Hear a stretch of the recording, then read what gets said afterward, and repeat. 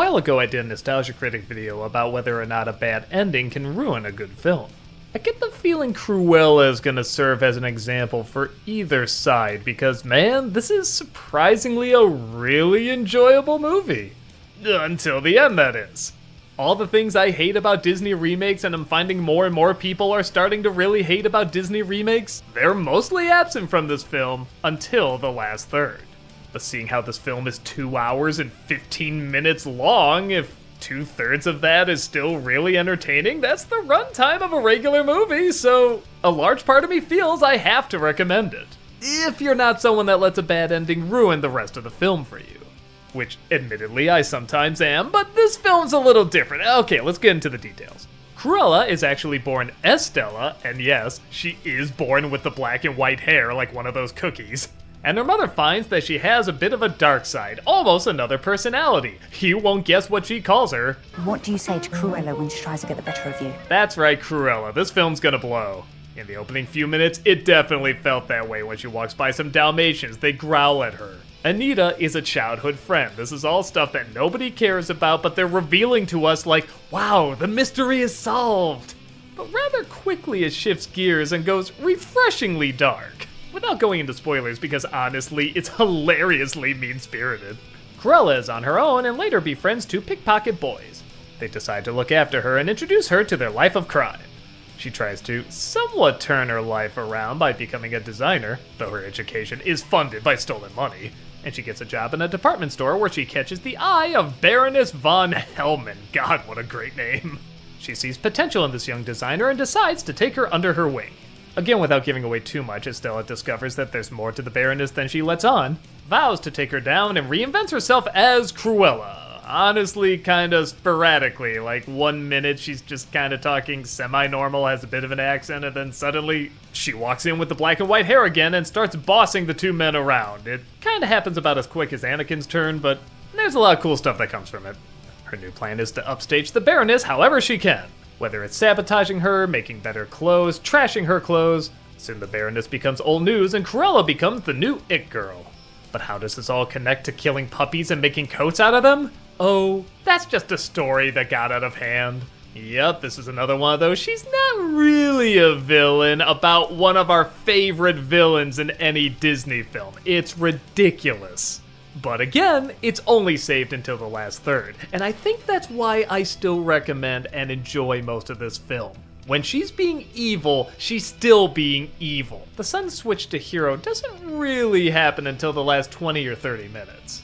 Until then, she's doing mean and vindictive things just because she wants to do mean and vindictive things. It's not like, oh, well, from a different point of view, she's nice. No, she's mean, she's a bitch, she's a terrible person doing all this. That's the fun stuff we want to see, and that's the fun stuff I enjoyed.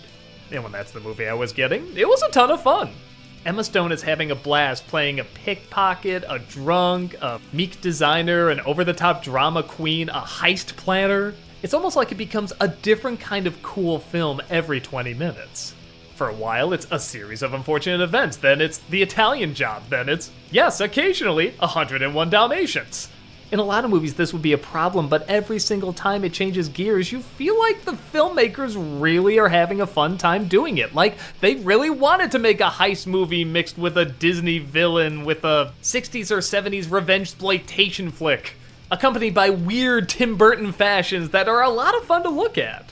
I don't usually talk about the soundtrack, but it is crazy good in this. Every 60s and 70s punk rock song that they choose is so on point, and really gives the film a good energy and attitude. The best compliment I can give this movie is I legit forget sometimes it's a Disney live-action remake.